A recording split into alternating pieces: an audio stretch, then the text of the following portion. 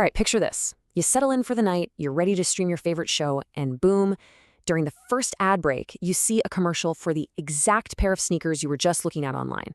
Coincidence? Nope, not at all. It's actually part of this huge shift in how advertising works, and it all starts right there with your TV. I mean, seriously, have you ever wondered about that? Why those ads feel so personal? The ad for the car you researched last week or that local pizza place you love? Yeah, it is not your imagination. It's all by design.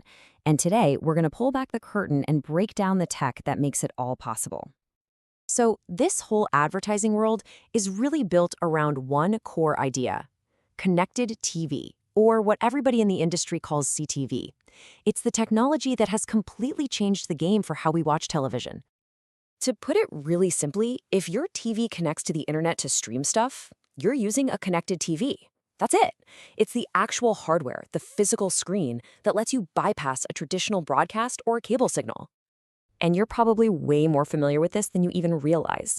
We're talking about smart TVs that have all the apps built right in, or streaming devices like an Apple TV, an Amazon Fire Stick, a Roku, even your PlayStation or Xbox count.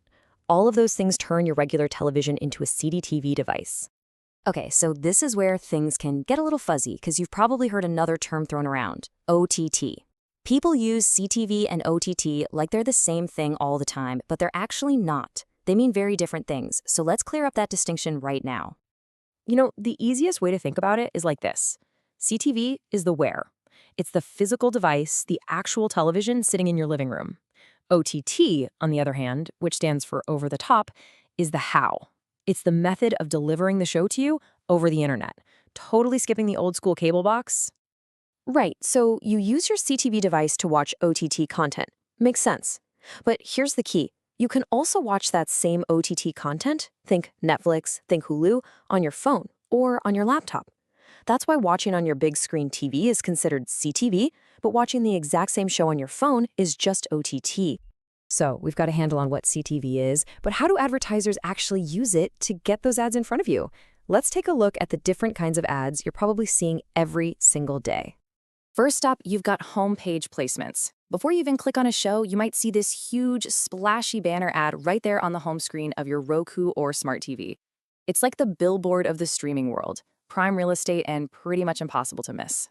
Next are display overlays. Now these are a little more subtle.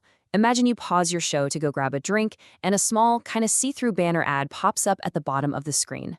It gets the message across without actually stopping the show you're watching.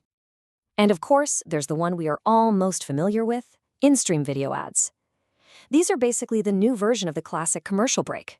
They can play before your show starts, that's called a pre-roll, or they can pop up right in the middle as a mid-roll.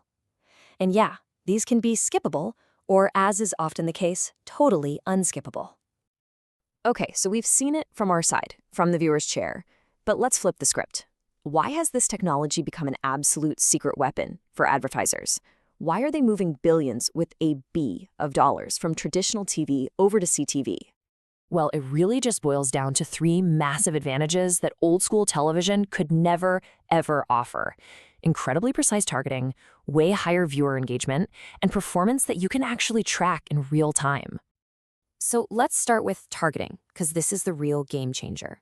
Unlike broadcast TV, which just blasts the same ad out to millions of different people, CTV uses data. It can look at your location, demographic info, even what shows you like to watch, to serve you ads that are perfect for you. So a young family in one house sees an ad for diapers, while their retired neighbors next door see one for a vacation cruise. Second big advantage: engagement. Think about it. When you're watching something on a streaming service, you've actively chosen to watch it. You're leaned in, you're paying attention. For an advertiser, that's a golden opportunity. You're a captive audience, which means you're way more likely to watch an ad all the way through. That gives them what they call higher completion rates.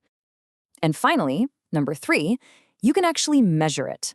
With old-school TV ads, advertisers kind of had to guess if their campaigns were working. With CTV, it's all digital. They get data in real time, they know exactly how many people saw their ad, who saw it, and even if those people went on to visit a website or buy something. It makes every dollar they spend totally accountable.